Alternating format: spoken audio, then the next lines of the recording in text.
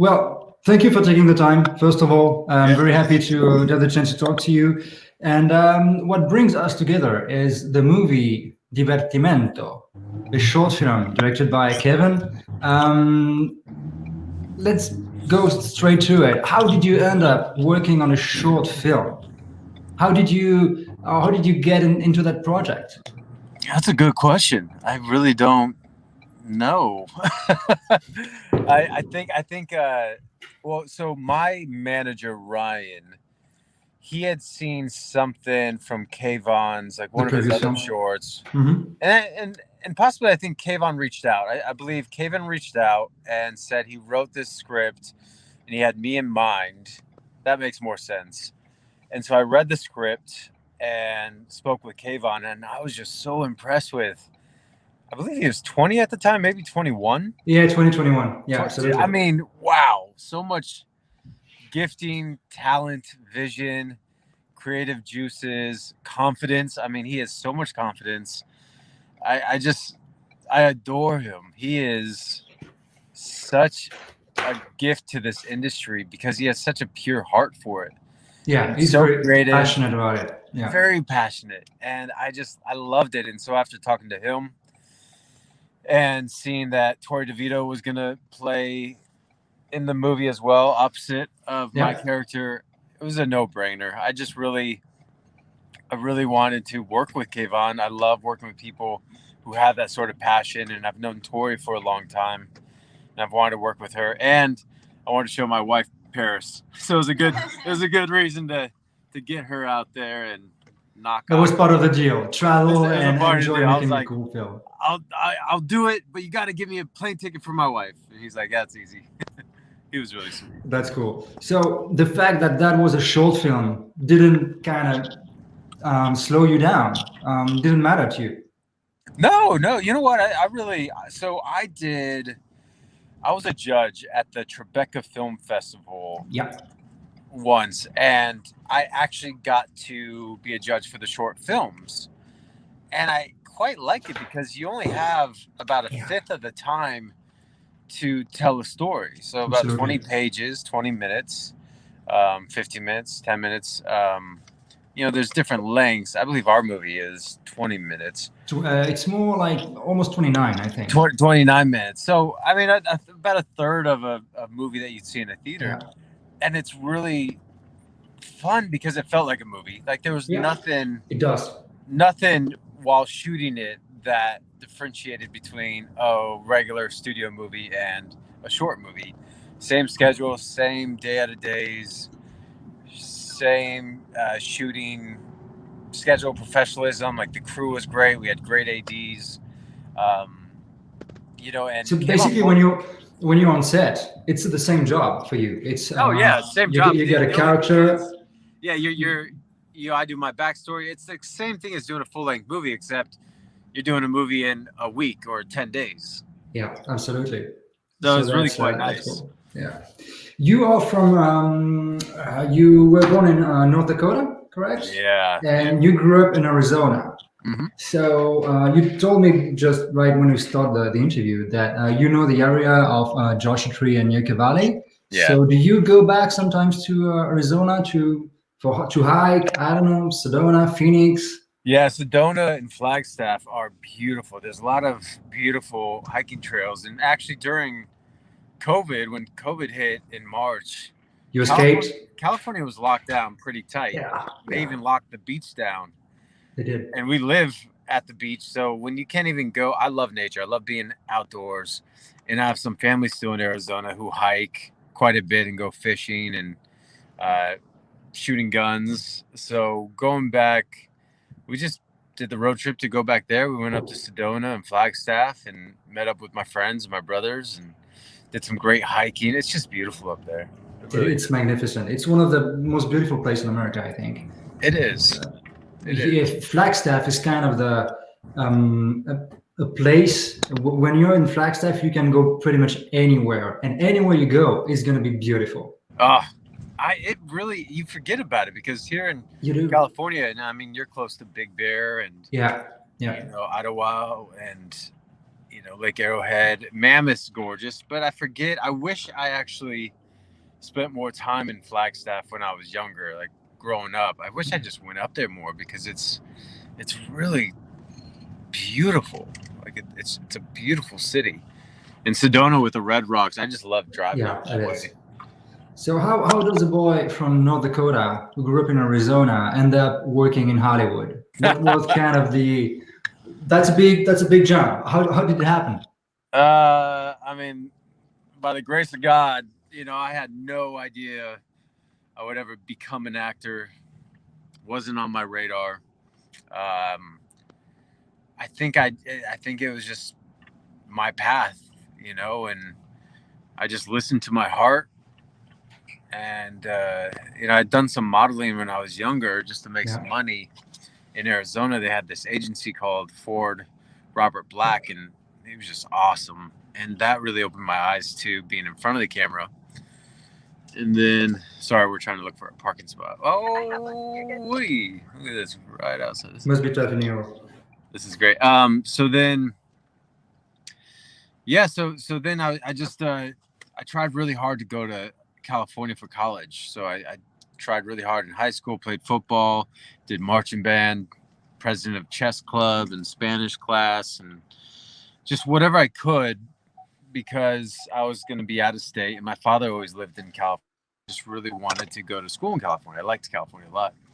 So then I got scholarships to a couple of schools, and I picked Chapman University in Orange County. And then once I was out in California, yeah, the modeling auditions, the acting auditions picked up because I was just doing it for fun. It was the summer before school, and just kind of started for fun, and that took off from there.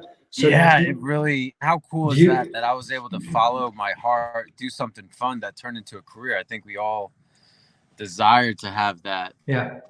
Opportunity. Do you think it worked for you because you fit a certain type?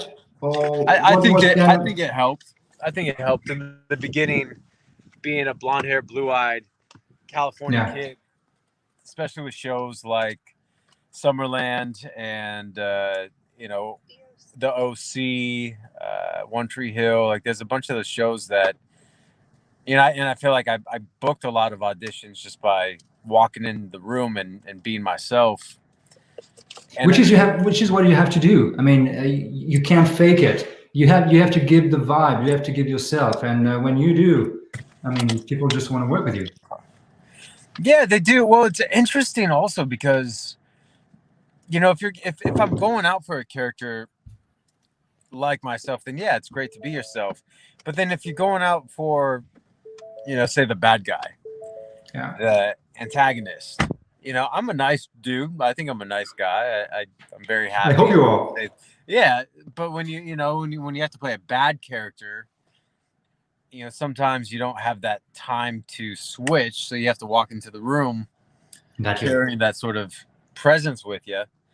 But you have to, again, you're right, you have to be authentic to it. So it just has to be real. If you're faking it, the camera's going to see that you're faking it. That was my point. I mean, it's one of the common thread that every actor and director and casting director I had to interview, they are looking for a form of authenticity, a form of real performance. All right. Okay, you're back. Yeah. Hear me? Yep. Okay. Switching gears here. Do you think Twilight was the breakthrough for you to go the next step at the time? It was. Yeah, for sure. I never really knew. You didn't know because the first one was kind of an independent film. It was not supposed to become what the franchise became after that. So for the first one, you didn't know the impact it was going to have. Not for you and not for the movie industry. No, not at all. I remember Twilight was passed up by a couple different studios. Yeah. Because no one even, thought it would have turned into anything. And even us cast members, I remember when I read the script, I didn't know it was a book series. until Ashley Greene, who played Alice, Mhm. asked me if I'd read the books. I'm like, I had no idea. So when you don't know how big something could be, or the chances of it, or that the books had multiple books in the series, yeah, it felt just like an independent movie. And then I think while we were shooting and we had fans showing up on set, we had no security at this time. Yeah. But So some Twilight moms. Because of the books, because they had a fan base already. Yeah, yeah, and we had no idea. And then it just quickly became this Big, unbelievably massive experience for us. Definitely made a name for myself, and I think that's one of the best and hardest things in our careers, is to have that notoriety. And it's not like we're winning Oscars doing this movie. No. And but still, it had an impact on your career. Huge impact, and one I'm forever grateful for. I loved working with each one of those cast members, the humans, the werewolves, the vampires. It was just a really cool journey that we all got to be on and do together.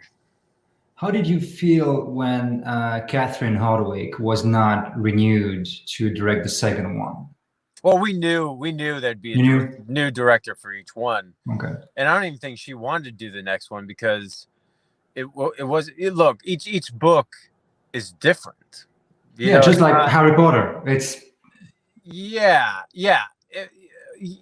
well, I mean, even Harry Potter, I feel like it's the same sort of story, And the difference between Twilight and New Moon, I mean, New Moon is very heavy with the werewolves and with Taylor Lautner's character, Jacob.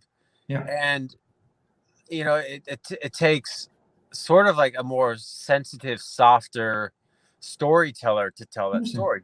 And just like, David Slade with Eclipse is really dark. Like, it's very much a thriller and just darker, and David's good at being dark. He's good at being that like horror type director. And so, having Chris Weitz and him for the second one, like, we just had each director, I think, was perfect for each movie.